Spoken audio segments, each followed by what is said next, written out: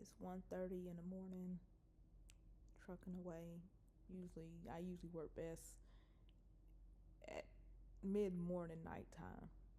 Um, but watching a documentary, Charles Blow documentary, columnist for the New York Times, or journalist, and it's South to Black Power, and it's speaking of like mainly your large population of African Americans, Black people are in the South, and just studying the Great Migration, and also now in the 21st century, the return back to the South, and how some people are opposed to it. Some say this is where they find their community and strength, and it got me to thinking about Lace Up and why I love the South so much. A lot of, well, not a lot, but some people that I know from different states or different regions of the United States, like, we can't do the South, the history of it. But it's like, for me, I wouldn't rather be anywhere else.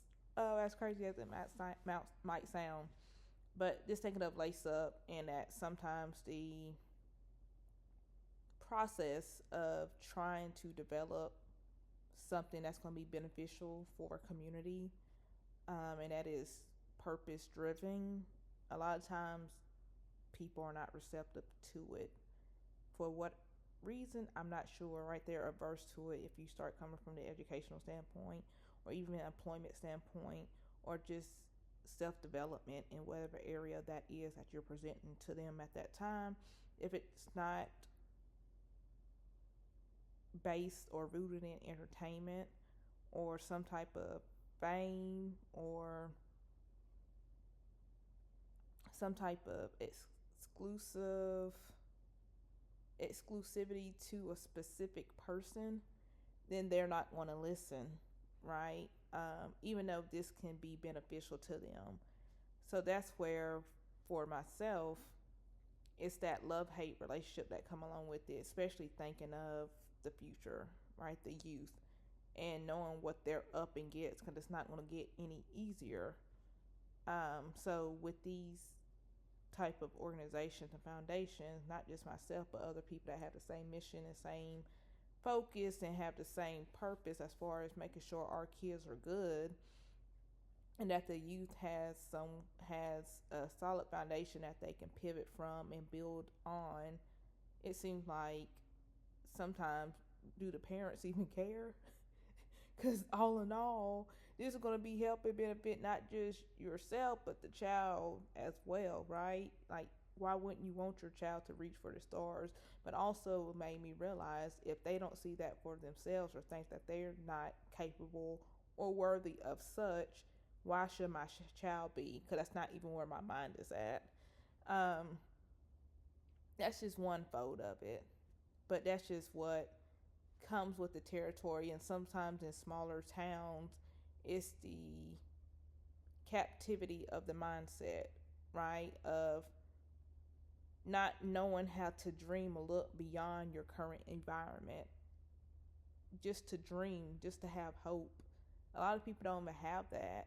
Because if you ask them, what do you want to do, or what do you have dreams of doing, or what is something that interests you in this day and time, sometimes people can't even tell you that. They just give you a blank stare. It's like, wow, dream. Like, no one can take away your right to dream. When you close your eyes, no one can take your dream away, right? I can't go inside of your mind or your psyche or your the REM cycle and take your dream away from you. So to know that people don't even have the ability to dream anymore, but only to be and emulate what they see because of the popularity and the notoriety that they think come along with it, we're in a scary place. Seriously. But that's just my nightly thoughts when it comes to building out and developing what's next for Lace Up, and actually making sure that the structure is solid and firm, and that the people that need to be involved are involved, and making sure that I'm ahead of the planning so nothing is last minute. So this is the time I usually do it, along with other things I have my hands dabbled into. Um, so yeah, so that's just a thought of when it comes to prosperity, do people really want to prosper? Especially when it comes to kids, do we really want them to be equipped for the future and to be better than what we were? And it's not going to be like better in all elements or all areas, but leaving it better so for them to pick up the mantle and keep running with it. So yeah, so that's just my thoughts on this journey, right? When it comes to just being a nonprofit foundation founder, um, being at the head of the table and making sure that the mission stays the mission and nothing that is convoluted or diluted or disingenuous is tainting the mission in any way and what the end goal is. So, yes, this is part of the journey and the thoughts that run through my head.